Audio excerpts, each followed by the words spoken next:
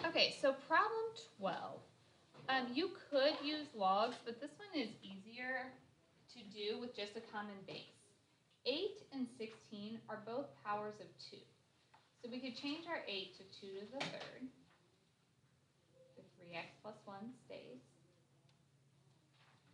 16 is 2 to the fourth. Since it's on the bottom, it would be a negative 4 power. Power to a power, what do we do?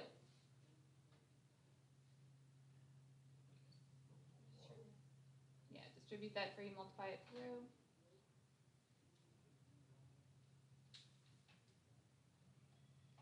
At this point, we have the same base on each side. So what could we do? Drop the 2. So that means the exponents are equal.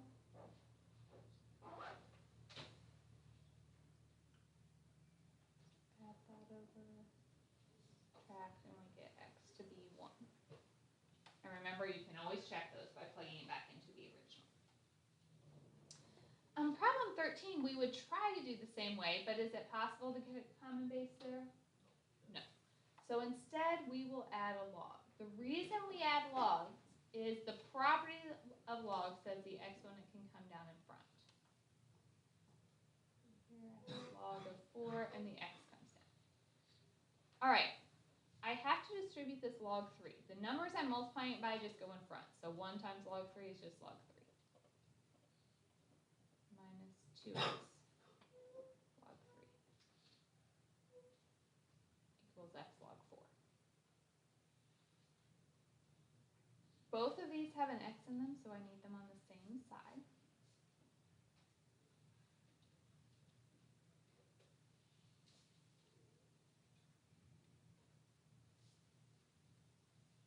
What can I do now?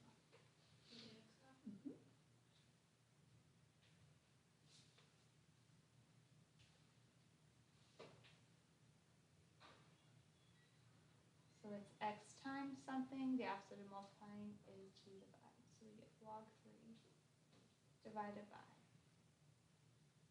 log 4 plus 2 log 3.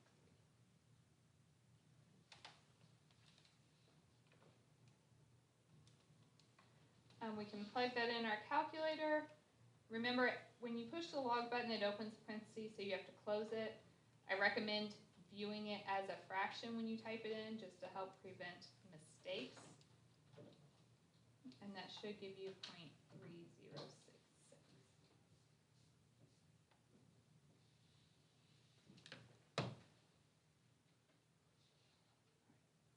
Is that one okay?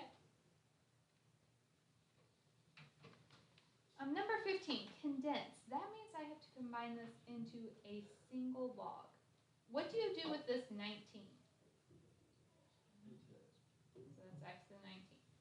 If things are added, when we combine the logs, we multiply. So this 2 comes up, so it's like a z squared squared. So that becomes z to the 4th. Minus just means dividing, and then I bring my 4 up. So divided by 2 to the 4th, or you could change 2 to the 4th to 16. Either way is fine.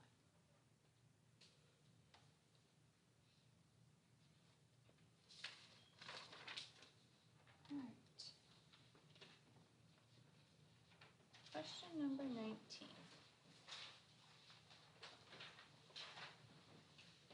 So I'm graphing each of these. X squared is a parabola. So you can think about transformations. You could even just plug in some points. If you put in a 0, you get -6. If you put in a 1, you get -5. If you put in a 2, -2. Solid or dashed for the parabola? Solid. And how do we know that?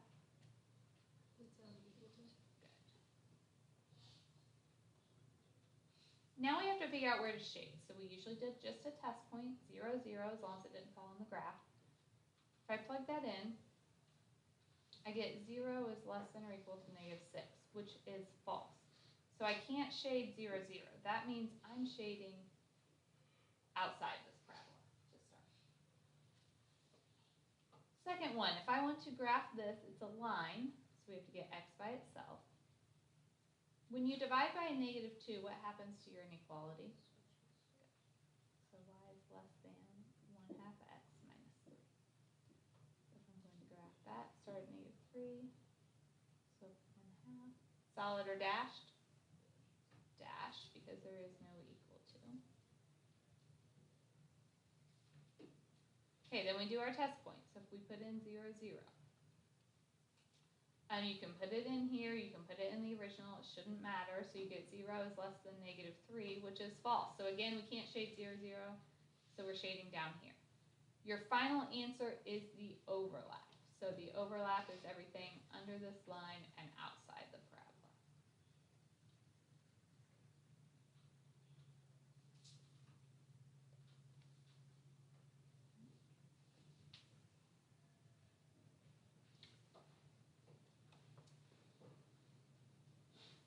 Problem number 20. If I'm trying to solve this for m, just think about any other equation. What would you need to do with these m's? Get them on the same side. So to move this, we would add over m.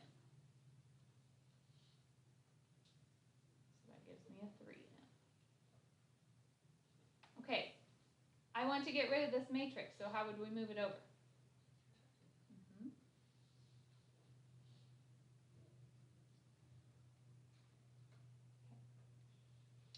So we subtract each number. -6 minus 5 is -11. 2 minus 4, -2. 0 minus -1, so 0 plus 1 is 1. 4 minus 8, -4. Think about solving an equation. If you want to get m by itself, what do you have to do now? So I take every single number divided by 3. So -11 thirds, -2 thirds, 1 third, and -4 thirds.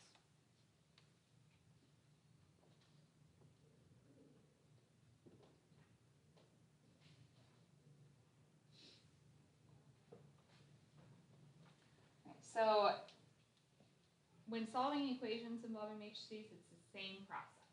Okay, it's just we have a matrix for an answer, but we do all the same things we normally would do solving an equation. 21 says find the present value. So I'm looking for P. I want to get 600, so that's my A. After 3 1/4 years, so my time 3 1/4 or 3.25. 6%, so my rate is 0.06. Compounded daily, n is the number of times per year, so daily would be 365.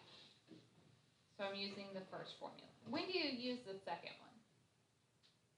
Okay. So if we plug in,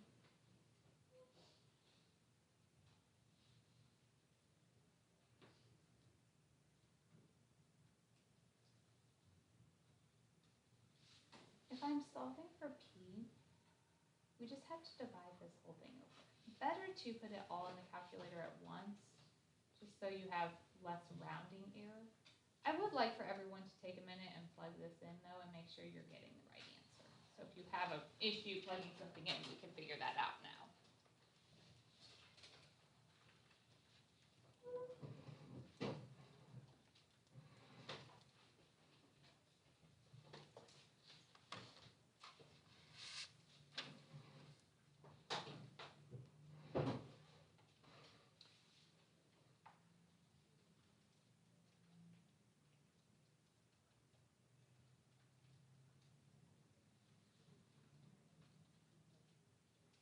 We are talking about money. So at the end, we can just round to 2 decimal places.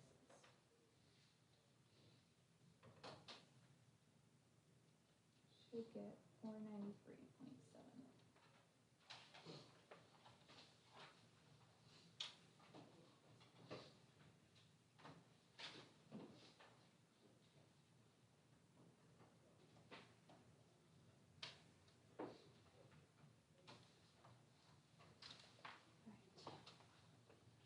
22, I am asking you to look at the graph to answer the questions.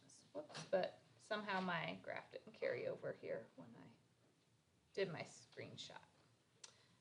So looking at the graph on your paper.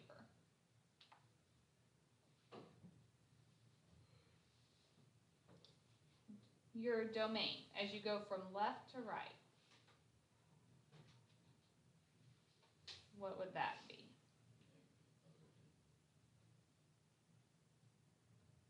Yes. So this one's going down.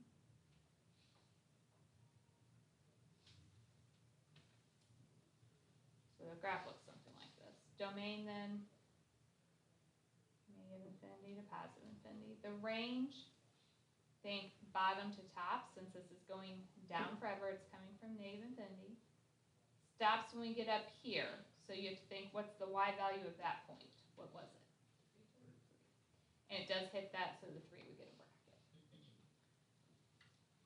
Zeros are just another word for x-intercepts. So where does this graph touch the x-axis? My graph was not drawn perfectly to scale. I gave up. Started off on the right track. Okay, where is f of x? F of x is saying y.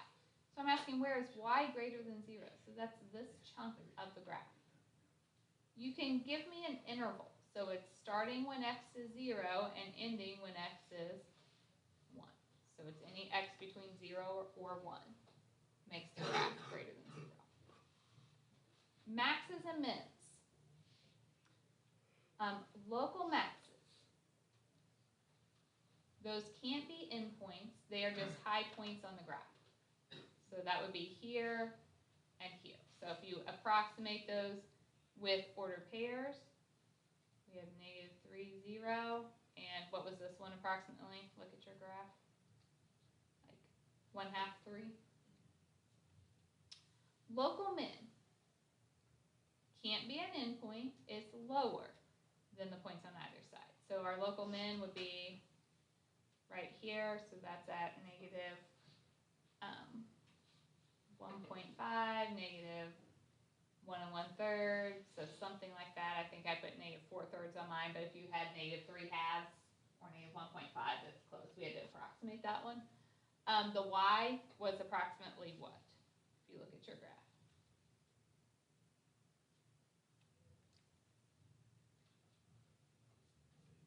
Negative 8.5. If you put negative 9, that's okay. It's kind of hard to tell exactly. We're just approximating that. Absolute max or min.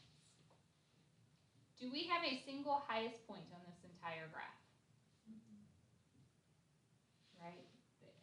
So that's my 1/2, 3. Absolute min. Do we have a single lowest point on this graph? No, because it keeps going down. So there is none for that.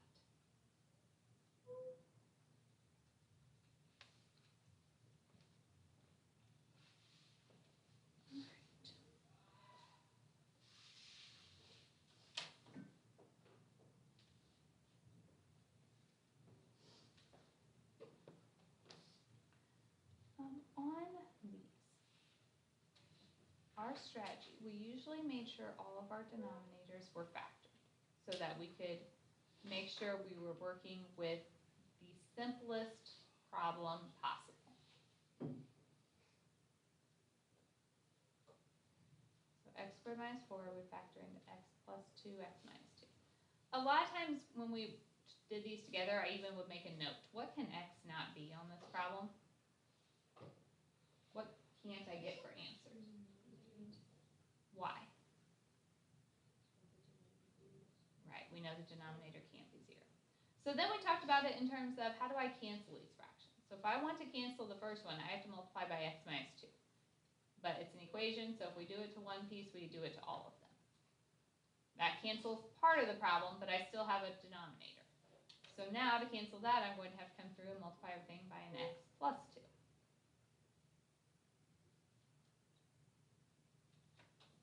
So that would cancel these and these.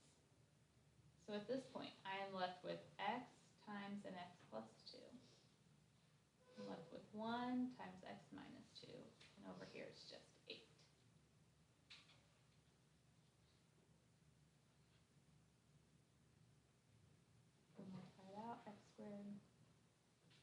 3x minus 10. So that factors into x plus 5, x minus 2. So that gives me x to be negative 5 and 2. So at this point, either you check, or at the very least, you go back and look at this requirement. We know 2 won't work because it gives us 0 on the bottom. So negative 5 is our only answer there.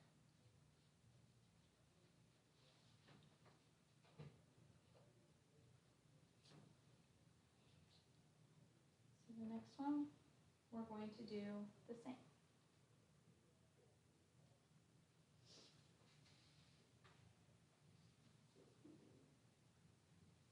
Start off factoring these vectors into x plus 5, x plus 3. So what can x not be this time? Negative 3 and negative 2. Okay. So to cancel the first fraction, everything gets multiplied by x plus 3.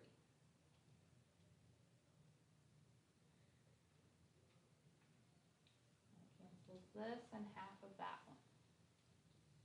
Now we have to multiply by an x plus 5.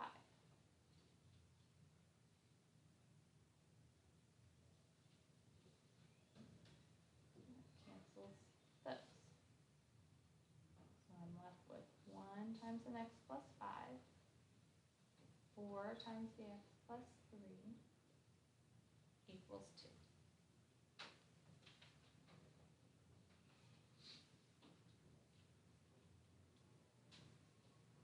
So if I multiply it out, I get 5x plus 17 equals 2. So 5x is negative 15, so x is negative 3. But what did we say at the beginning? Can't be negative 3. So when you check it, that doesn't work. So I don't have any other answers. This one's just a no solution. So on those fraction ones, try to get rid of your fractions, factoring first, and check your answers. Now the rational inequalities are a little bit different. They had to have the correct setup for us to be able to solve them. That was a fraction on one side, 0 on the other. So the first one is set up, ready to go. What we did is figured out what made the top and bottom equal to 0. So that gives us a negative 2 and negative 1/2.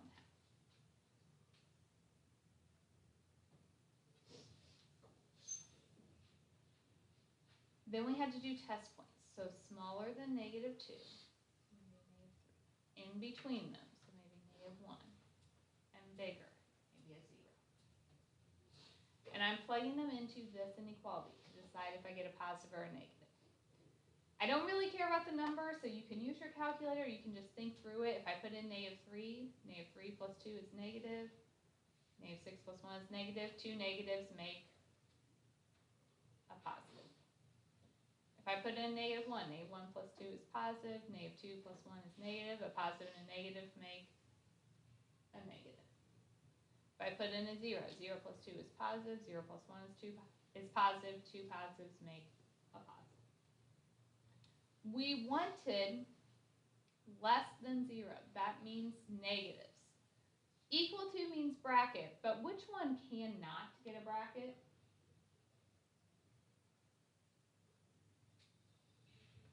The negative 1/2, because we know the bottom of a fraction can never be 0. So it's just bracket negative 2 to negative 1/2. Any number in that interval makes the original inequality true. And again, the negative 1/2 just gets a parenthesis because you can't have 0 on the denominator. B, we have to fix before we can solve it. So we need to get 0 on one side.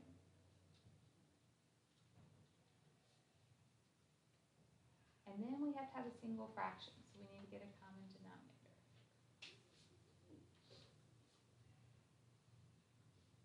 So I get 6 over 5 minus 3x, and this would be 10 minus 6.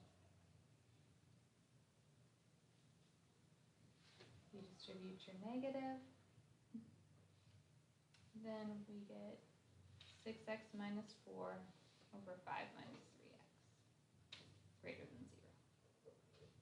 Now that's where the other problem started. So you set top and bottom equal to 0.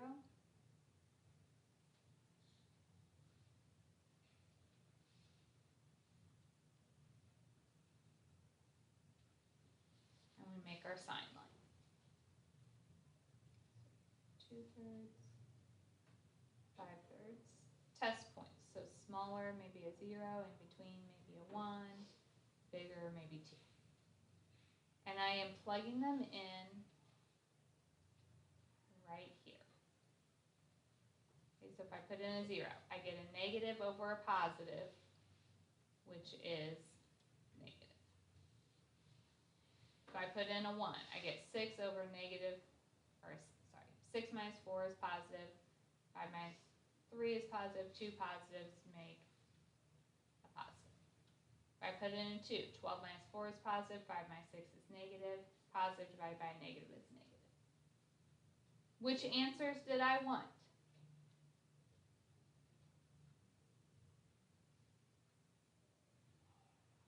Greater than means positive. So that's, again, the center. No equal to, so we don't have to worry about brackets. Everything's parentheses. So just anything between 2/3 and 5/3.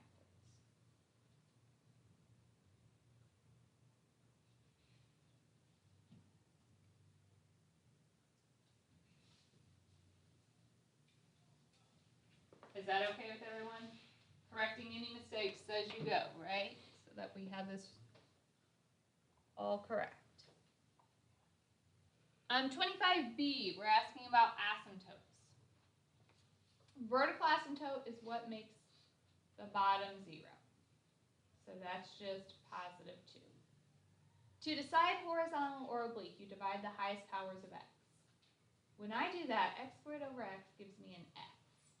That means it's oblique. It still has a line or an x in it. So we need the full line, y equals mx plus b. To do that, we do long division. So the top, if you want to, you can include a 0x as a placeholder, divided by the bottom. So then we divide. What is x squared divided by x? X. Then you multiply. X times x minus 2. So x times x is x squared minus 2x. Is everyone with me there? Then we have to subtract that off. The x squareds cancel. 2x plus 4. What is 2x divided by x? 2. That's all we need. We don't have to finish it. We just need y equals mx plus b. So it's just y equals x plus 2.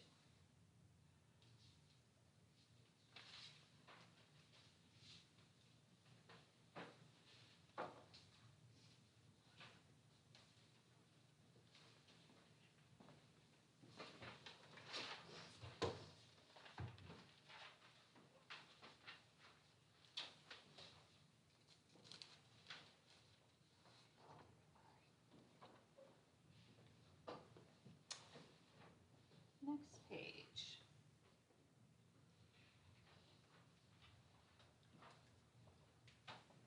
All right. Degree is the highest power if this whole thing were multiplied out. So if I multiply this out, I have x times x times x squared. So that would give me x to the 4th, right? 1, 2, 3, 4.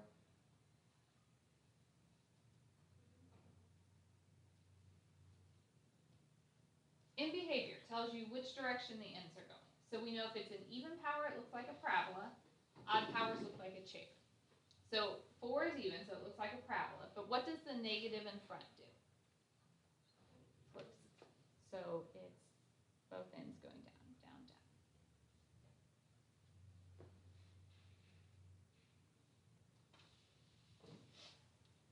Zeros and multiplicities. This is factored, so it's easy to find the zeros. What makes x minus 4 equal 0? What about x minus 2? And x plus 2?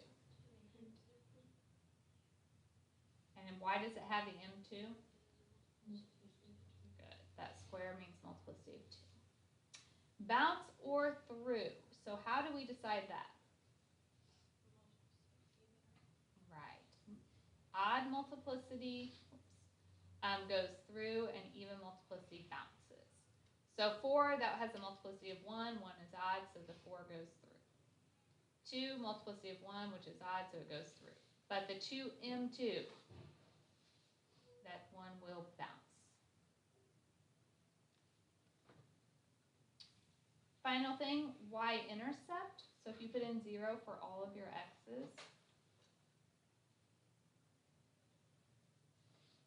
this is all multiplied together. So we get negative 32.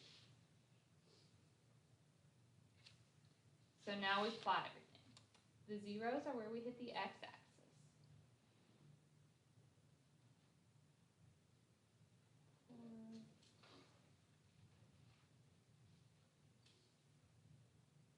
Y-intercept, where we hit the y-axis, so negative 32. If you don't count by ones, just label what you're doing. Okay, both ends are going down. So I'm going to start down here. I hit at negative 2, we said our graph will bounce. So that means I hit it and I just come back down. I have to cross at my y-intercept, come back up. At 2, my graph goes through, and at 4 it goes through. So it ends up like that.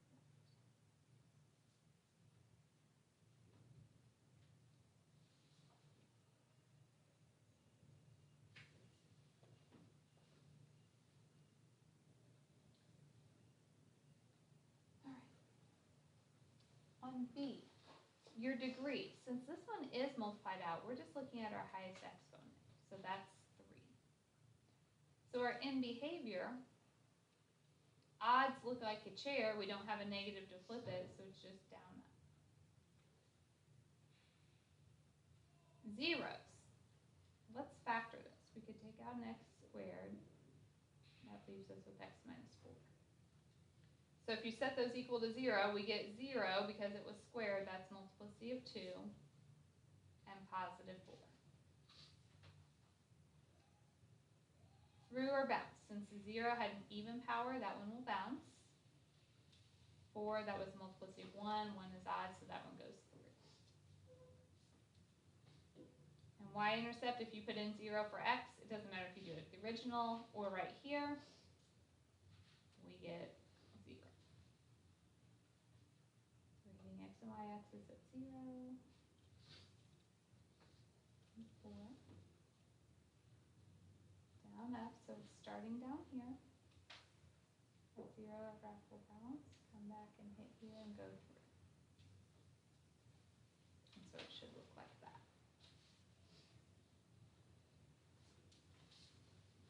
On the final, I would, just like I've always done, I would give you all the steps for graphing, like I did here. A, B, C, D, E. These are the things you have to do. And then you have to be able to find all that and put it together to get a graph.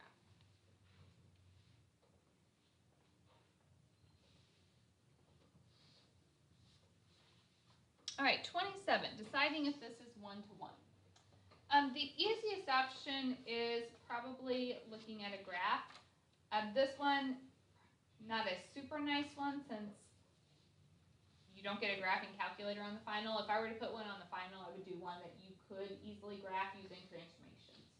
So I would do like x cubed minus 4, so you would know it just puts your chair down 4, or the absolute value of x plus 2, something that you would know what the graph looked like. This one, if you plugged it in on your graphing calculator, you see it is just like your typical chair. Looks something like this. To decide if it's one-to-one, we're just checking if it passes the horizontal line test. Basically, no matter where I draw the horizontal line, it can only hit the graph once. So this one is, because it passes the horizontal line test. What does that mean? A couple different things. You could tell me y doesn't repeat. And that also means we can find the inverse.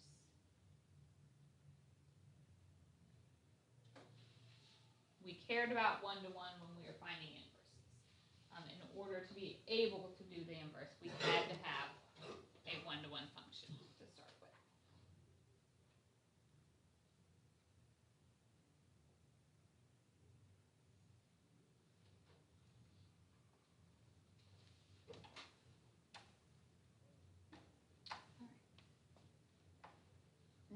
28, finding the inverse. So step 1 is instead of f of x, you write y.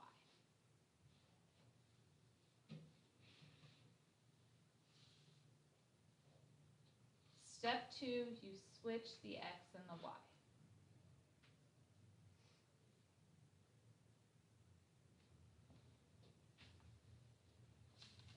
Make sure you know how to find these inverses. Okay, you will have one on your final, and it's several steps. Then we have to solve for y. So if we multiply over this y minus 1,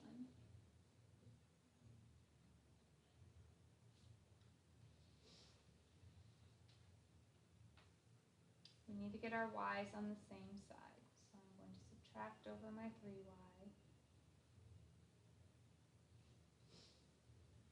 and add my x.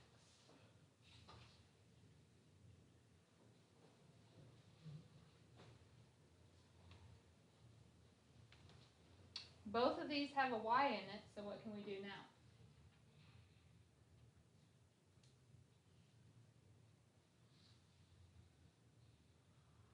And so then we can divide. So inverse, if we put it back in function notation, the notation for inverse is f inverse of x.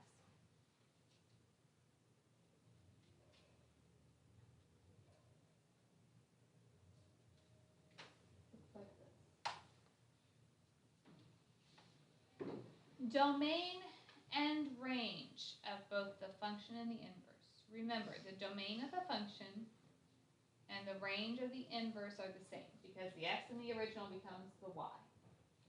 The range of the function and the domain of the inverse are the same. So if I look back at my original function, what can x not be? So my domain of the original function, range of the inverse, is everything except 1. Negative infinity to 1, union 1 to infinity. For the inverse, it's hard to find the range of that, but we could look at the domain of the inverse. Here we know x can't be 3. So the domain of the inverse, negative infinity to 3, union 3 to infinity.